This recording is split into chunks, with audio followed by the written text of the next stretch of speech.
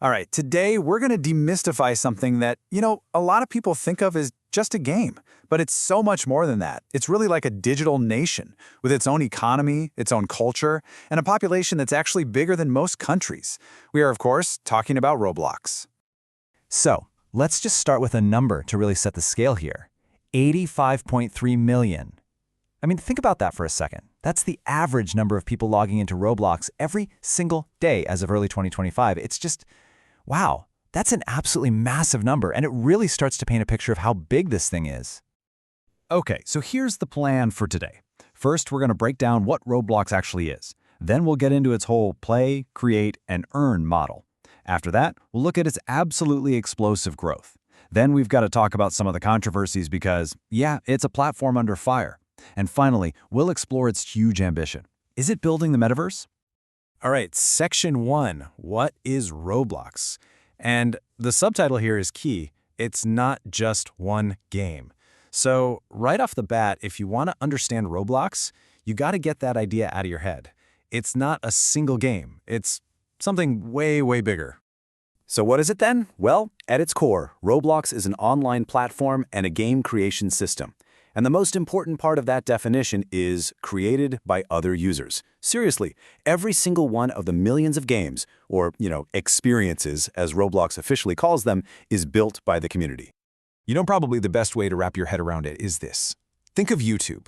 It's a platform for user-generated videos, right? Well, Roblox is basically the YouTube for interactive 3D worlds. And that idea, that model, it is the absolute heart of everything that makes this platform tick. So, how does this whole thing actually work? How does it all function? Well, the entire ecosystem is basically fueled by three things: playing, creating, and earning. That's it. That's the engine that powers the entire Roblox economy. And what this does is it creates this really powerful loop, right? So first, you play. You explore millions of these free user-made games. Then, some of those players get inspired and they decide to create.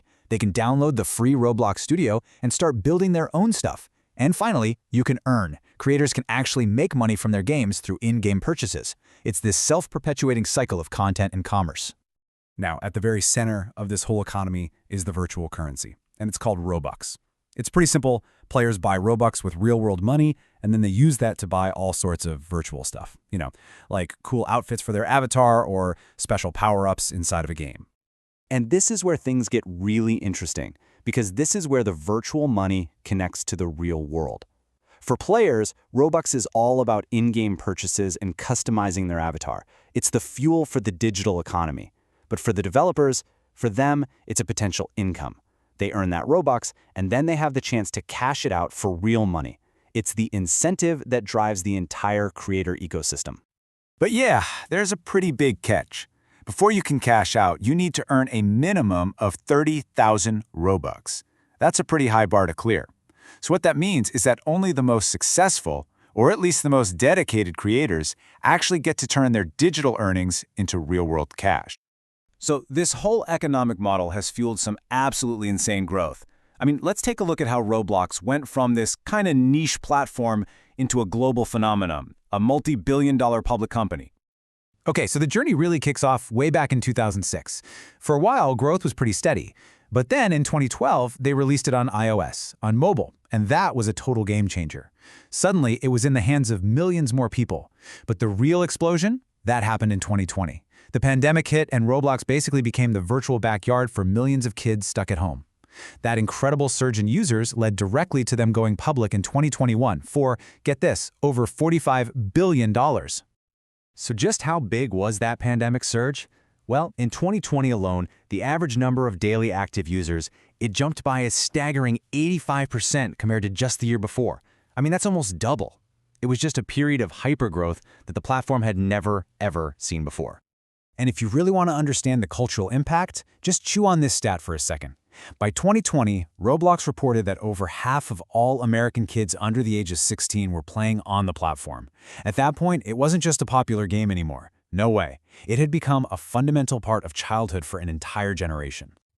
But, that kind of explosive growth, it almost always comes with some serious, serious problems. So let's pivot a bit and talk about the controversies and the criticisms that have followed Roblox's success. It's a platform under fire. So you have to ask, right? When you grow that big, that fast, what gets left behind? What are the significant challenges that come with that kind of hypergrowth? I mean, what are the cracks that start to show? The criticisms really fall into a few main areas. First up is content moderation. I mean, trying to police the universe of content made by millions of people is just a monumental task, and a lot of inappropriate stuff slips through. Then there's child safety, which is a huge one, right? The user base is so young, and there have been some really disturbing reports about predation and unsafe interactions. Third, people have accused them of exploitative practices, arguing the whole economic model is unfair to its young developers. And finally, you've got just widespread scams and hacking, with users getting their accounts and valuable items stolen all the time. And probably one of the most powerful critiques came from the investigative journalism channel People Make Games. They put out a report that accused the platform of exploiting its young developers. They even went so far as to liken its business model to company scrip. You know, that old system where companies would pay workers in a private currency that you could only spend at the company store. Their argument was that the high cash-out requirement and the huge cut Roblox takes, it effectively traps young creators in the system where their work benefits the company way, way more than it benefits them. But okay, despite all these massive challenges, Roblox is looking ahead to an even bigger future. They're not content with just being a platform for games. Their real ambition, their huge goal, is to build the Metaverse. So, what do they even mean by Metaverse? I mean, it's a term that gets thrown around a lot. Well, as Roblox sees it, it's a future vision for a persistent, shared, 3D virtual space. A place where people can work, play, socialize, and learn, all with a single digital identity that you take with you everywhere. It's way beyond just gaming.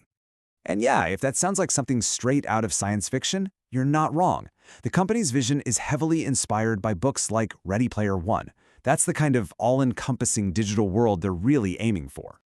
And all of this leaves us with one huge central question for the future of Roblox. Can a user-built universe that's all about creative freedom, can it also become a safe and an equitable place for all of its users? Can it balance that wild, open creativity with the immense responsibility of protecting the tens of millions of people, so many of them children, who log in every single day? That's the challenge. That's the whole ball game for them moving forward.